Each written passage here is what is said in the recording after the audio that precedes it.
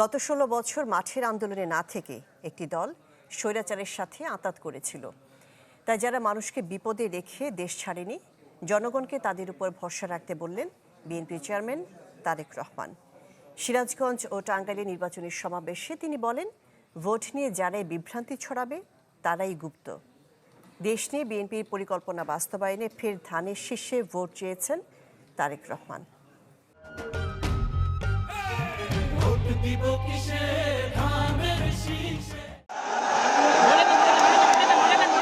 দুই দশকের বেশি সময় পর যমুনা পাড়ের জেলা সিরাজগঞ্জে বিএনপি চেয়ারম্যান তারেক রহমানের নির্বাচনী জনসভা। তাকে এক নজর দেখতে মানুষের ঢল নামে বিসিক শিল্প পার্ক মাঠে। অপেক্ষার অবসান হতেই উচ্ছ্বাসে মেতে ওঠেন বিএনপি নেতাকর্মী, সমর্থক ও সাধারণ মানুষ। লাখো জনতার ভালোবাসায় সিক্ত হন তারেক রহমান। বরাবরের মতোই নির্বাচনী প্রচারের সাথে ছিলেন সহধর্মিণী ডাক্তার জুবাইদা রহমান। বক্তব্যে সব দল, মত ও ধর্মবর্ণের মানুষকে সঙ্গে নিয়ে দেশ গঠনের কথা জানান তারেক রহমান। বলেন, জবাবদিহিমূলক সরকার প্রতিষ্ঠা করতে পারলেই মানুষের অধিকার নিশ্চিত হবে। সকল ধর্ম বর্ণের মানুষকে নিয়ে আমরা একসাথে শান্তিতে বসবাস করতে চাই। আমাদের কাছে মুখ্য হচ্ছে সে বাংলাদেশের নাগরিক, আমাদের কাছে ধর্মটা মুখ্য নয়। তারেক রহমান বলেন, বিএনপি ছাড়া দেশ পরিচালনার মতো অভিজ্ঞ রাজনৈতিক দল আর নেই। তাই ধানের শীষে ভোট দিয়ে আরেকবার দেশ সেবার সুযোগ দেওয়ার আহ্বান জানান তিনি।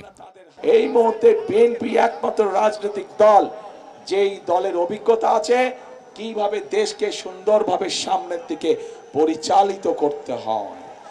বিএনপি ছাড়া এই মুহূর্তে বাংলাদেশকে সঠিকভাবে পরিচালনা করতে পারে অভিজ্ঞতা সম্পন্ন এরকম কোন রাজনৈতিক দল নেই।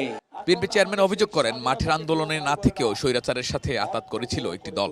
সেই গোষ্ঠীটি এবার জনগণকে বিভ্রান্ত করছে। যারা এসে বিভ্রান্তিমূলক কথা ছড়াবে তাদের একটাই নাম, তারা হচ্ছে গুপ্ত। কারণ তাদেরকে গত 16 বছর আমরা দেখি নাই। তারা এদের সাথে মিশেছিল, যারা 5 তারিখে পালিয়ে গিয়েছে তাদের সাথে তলে তলে মিশেছিল। 2006 সালে যমুনা পাড়ের জনসভায় বক্তব্য রেখেছিলেন তারেক রহমান। এবার ভিন্ন এক প্রেক্ষাপটে বক্তব্য রাখলেন বিএনপির চেয়ারম্যান। প্রতিশ্রুতি দিলেন ভোটে জয়ী হলে নতুন দেশ গড়ার।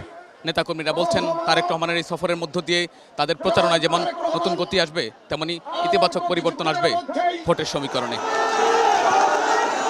সিরাজগঞ্জের জনসভা শেষে তারেক রহমান যোগ দেন টাঙ্গাইলের সমাবেশে। বিএনপি চেয়ারম্যান পৌঁছার আগেই সমাবেশ স্থল কানায় কানায় পূর্ণ হয়ে ওঠে। বক্তব্যে তিনি বলেন, ভোটের আগে যারা অনৈতিক কাজ করে তারা দেশও বিক্রি করতে পারে।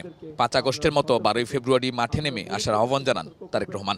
যারা ভোটের আগে এইসব অনৈতিক কাজ করতে পারে তারা যদি সুযোগ পায় কিভাবে তারা দেশকে বিক্রি করে দিবে, এই বিষয়ে তাদেরকে সতর্ক করতে হবে। কেউ যাতে মানুষের অধিকার কেড়ে নিতে না পারে সে ব্যাপারে সতর্ক থাকার আহ্বান জানান বিএনপি চেয়ারম্যান। সারাক্ষণ আপনাদের পাশে থাকবে। শাহনেওয়াজ বাবলু, চ্যানেল 24, টাঙ্গাইল। 12 তারিখ পর্যন্ত আপনাদের 12 তারিখ থেকে